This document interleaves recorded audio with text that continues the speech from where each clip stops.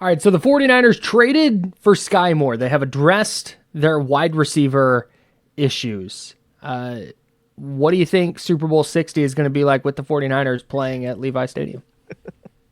Skyy Moore, two-time Super Bowl champion, bringing that championship pedigree with him to Santa Clara. This is big. I was going to say the Niners just traded for a bunch of championship DNA. So that's it. Do they even need to play the regular season? I guess we'll see. Yeah, I'm keeping McCaffrey on ice until February. No. If we're being honest, this was a move that they made out of desperation for a player that the Chiefs don't want because they have a whole. They're probably going to cut him, right? Mm-hmm. So the Niners gave up a future late round pick to get Skyy Moore and another late round pick, and he appeared in 6 games last year, didn't have a catch, dealt with injury, really hasn't been a productive player at all since showing signs of being a decent player in 2022. Like, I guess I'm optimistic about what the potential upside would be, but I don't think I'm not like, oh, the Niners receiver situation is suddenly fine. Like, this to me is like, I guess it's a body who has some upside who the Chiefs didn't want. And if he doesn't fumble, then I guess it's going to be okay. I think he might be kind of a yak guy. I think you might be able to do some of the Deebo Samuel things with him, but he's had serious ball security issues. I know a lot of his fumbles, or maybe all of his fumbles, have come during punt returns. I don't know if the 49ers will count on him to return punts, but I don't know, man. Sure didn't. Yeah, Skyy Moore is 25. He has 43 career catches, 494 yards. He scored 1 touchdown in his career. Like, if he's your 4th or 5th receiver in November, then I guess that's cool. But I don't really look at this being like, all right, feeling great about the Niners receiving room because they added Skyy Moore. I just don't. No, man. He was a darling and a draft darling a couple of years ago because he went to Western Michigan and he ran a nice 40 and he had a great 10-yard split. And it was like, oh my God, Skyy Moore, you can't, how did they let him go to the Chiefs? Like, that was the whole thing. And then it turns out, you know what? Hey, he's just not that good of a player.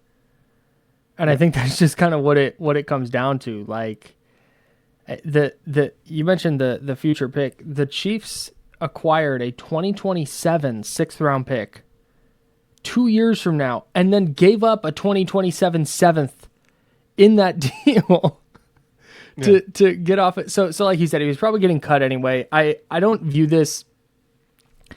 I view this in the same way I viewed like the Deion Jordan signing, where in some theoretical world, like, yeah, there's upside.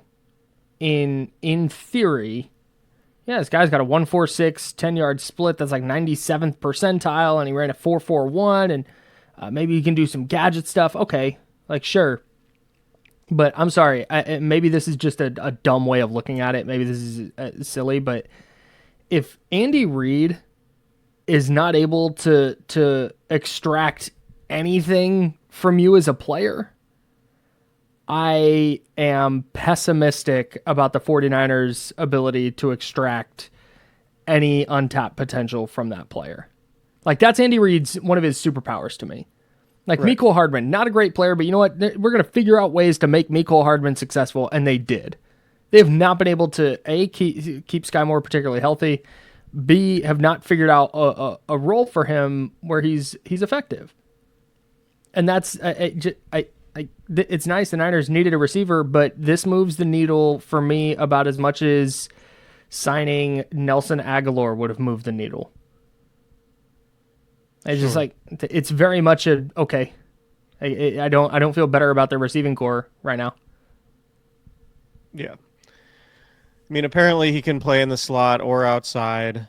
Okay. Well, then hang on. Let's re-rack this video. My take is very different now. No, I don't know. Like, I'd imagine there would be maybe some bubble screens. Sure. Yeah. This isn't a game-changing acquisition for me. There's ups. I think the best part about it is you can make an argument that there's upside, maybe. Sure. He's not. Go ahead. Sorry. He's just not. He hasn't been a productive player. Like I said, he was hurt basically all of last season. He didn't have a catch last year for the Chiefs. So I just, yeah, I don't know. I don't have a whole lot on it. Like it just feels like, I mean, if you're Jauan Jennings, you're kind of sitting back there like, yeah, they should probably give me a new contract. Yeah, man. This is so Skyy Moore was 3.4 yards per route run his final year at Western Michigan, which is a super impressive number. He went 94 catches, 1,300 yards and 10 touchdowns. But in the previous 2 seasons, he was 76 catches. This is total combined in 2 years. 76 catches for we'll call it 1,200 yards and 6 touchdowns. Like it's this, I don't know, man. I just think he might not be that effective of a football player. And I think that's sort of what it comes down to for me. This just, I can't bring myself to have this move the needle in any way. And maybe this is born out of Jacob Cowing injuring his hamstring again, or aggravating his hamstring, which he did on Wednesday, and maybe that's what this is. But and Skyy Moore is going to be some facsimile of Jacob Cowing, but there's just not enough meat on the bone here. We can rewind it to college. We can look at his time in Kansas City. We can talk about it. Does he add value as a return man? He doesn't, by the way. And he's a very run-of-the-mill unproductive second-round pick. Yeah, I would say everybody in Kansas City has been nonplussed with the way the Skyy Moore thing has gone there. So, yeah, bringing up Jacob Cowing, I think, is a key point, because this feels like sort of a direct comparison to Cowing. Like, it feels like Skyy Moore and Cowing are pretty similar players, at least in terms of the way Kyle Shanahan might use them. Right? I don't know if Skyy Moore is going to return punts. Like, that doesn't. I guess it depends on Cowing. I guess it depends on what Dallas Flowers. Right? It just doesn't really feel like this is much more than that. And I mean, to me, them making this trade indicates that maybe Cowing's going to be out for a while. Sure. Like, this might be like, we don't see Jacob Cowing until like mid or late October because of the hamstring. Yeah. And Kyle Shanahan was like, well, I need somebody who kind of does Jacob Cowing things, because we've been planning to have Jacob Cowing, and we have these types of plays for Jacob Cowing. Yeah. I could see Skyy Moore fitting in sort of that role, but how much is that changing the trajectory of your season or helping out your offense? I don't know. I don't think a whole lot. Maybe, and to play devil's advocate to myself, I guess, maybe this is a, what's the word I'm looking for? Like, it couldn't get a lot worse. Like, the Niners just need any help they can get in their receiving core, because if you want to talk about the injury stuff, let's take Jauan Jennings off the table. Let's pretend Jauan Jennings is not available for week 1. Their receiving core in week 1 is like Ricky Pearsall, Russell Gage. We did that 53-man roster breakdown on the podcast feed. Yeah. And of the 6 guys I had on the 53-man roster, those are the 2 guys who are currently healthy. Right. And so, like, okay, so now it's Skyy Moore, and is it Robbie Chosen and like Isaiah Hodgins off the practice squad in week 1? Like, it's pretty bleak. So I think you can look at it as, hey, any help is good help. And this is a guy who's at least been playing football all summer. So that's a plus, I guess. But this any notion that Skyy Moore is gonna hit the ground running and all of a sudden turn into this 700-yard 6 touchdown guy, just I don't see it. So the injuries right now: Brandon Ayuk, Yep, Jordan Watkins, Jacob Cowing, Jauan Jennings. Yeah, that's what 4 of your top 5 guys. So it's going to be like you said, Ricky Pearsall and Russell Gage, your top 2 receivers week 1. It's a tough scene.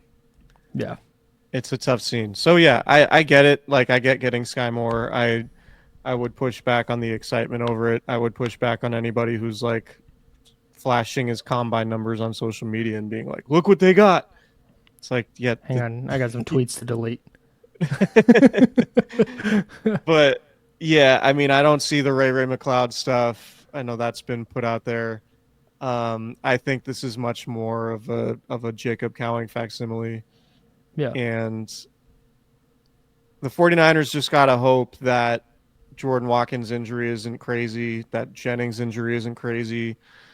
And maybe Cowing can come back at some point. It's just like, for me, I think what the most disappointing thing about it is that it really, you talk to people covering the team and read the reporting and listen to podcasts and stuff.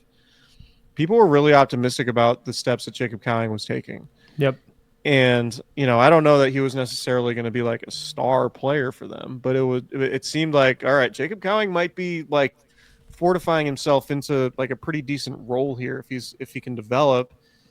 And he has a hamstring injury warming up for the first training camp practice, then he aggravates it again before he can really get moving in August here. And it's just too bad. So I don't know, man. There's a lot on Ricky Pearsall's shoulders right now. Yeah. Yeah, And, Ricky Pearsall, Christian McCaffrey, George Kittle. Yeah. They're going to have to really piece together some offense. That's going to be that week 1 game in Seattle is going to be a really tough spot for them, I think. I agree. I don't want to dive into it now, but the thing we have not mentioned is that Demarcus Robinson's also suspended. Right. Demarcus Robinson's also suspended. So that factors in. That was the other thing. So they're not all hurt. Not everybody's hurt. Not everyone's hurt. And there's a world where it's like, October, and then it's like, all right, you have Jennings, Pearsall, Robinson, Gage, and Ayuk. like, yeah. And you feel okay about the Niners receiving core, like long term. I feel okay about the Niners receiving core long term. It's just like right now in these next like 3-4 weeks, 5 weeks, it just seems like, man, it's going to be tough for them to be effective on the outside of the offense, outside of Pearsall. Yep. So going into Seattle, I think there's a really good chance Seattle is the best defense in the division. I really like their defensive line. We don't like the 49ers offensive line in that matchup, obviously. Their secondary is good. They have some interesting young linebackers. Like, Seattle's defense might end up being really good.